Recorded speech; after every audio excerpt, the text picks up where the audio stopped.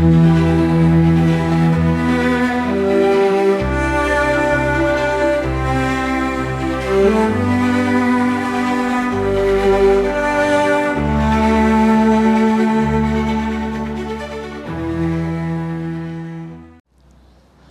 Pierre. Bonjour Florent. Alors là, on est rue de Verdun et tu veux nous parler de la villa dite de Glen, c'est ça? Exactement. Alors, qui était ce monsieur de Glen? Alors Alfred de Glen était un personnage très puissant dans l'industrie mulhousienne. C'était un très grand ingénieur à la Société alsacienne de construction mécanique. Il pilotait notamment les constructions des locomotives. C'était donc un Anglais. Il fait partie de cette haute bourgeoisie du patronat et des cadres supérieurs de l'industrie mulhousienne qui se sont donnés comme objectif d'installer leur demeure sur la pente du Rehberg. Le Rehberg est constitué par 400 villas, dont un tiers ont été bâtis pour des industriels ou pour des cadres supérieurs, un tiers pour des professions libérales et un tiers pour des commerçants et négociants. Alors, et donc, l'architecture est particulière de cette maison.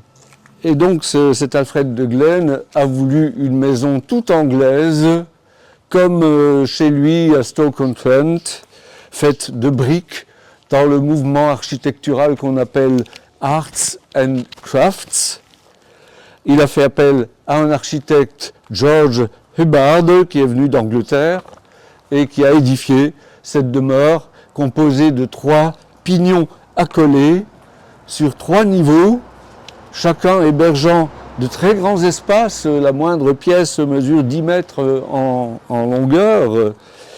Et même les boiseries, les décors, le pan de bois sont peintes en couleur brique. C'est dire le goût qu'on avait à cette époque, on est avant 1900, pour la brique.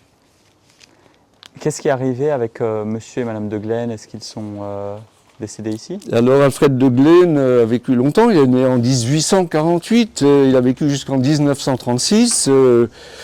Sa veuve a continué d'habiter la villa jusque dans les années 50 où elle s'est installée à l'hôtel des Trois Couronnes à Vevey, au bord du lac Léman, donc c'était pas la misère.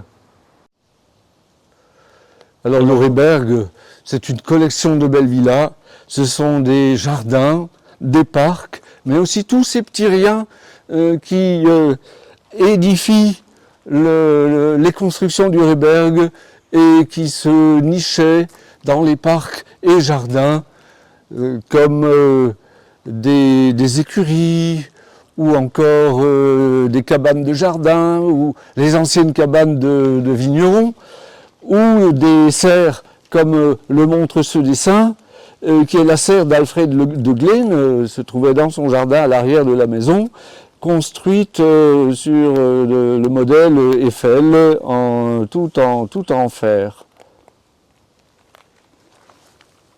Eh bien écoute Pierre, merci beaucoup de nous avoir présenté cette villa qu'on connaît un peu mieux maintenant.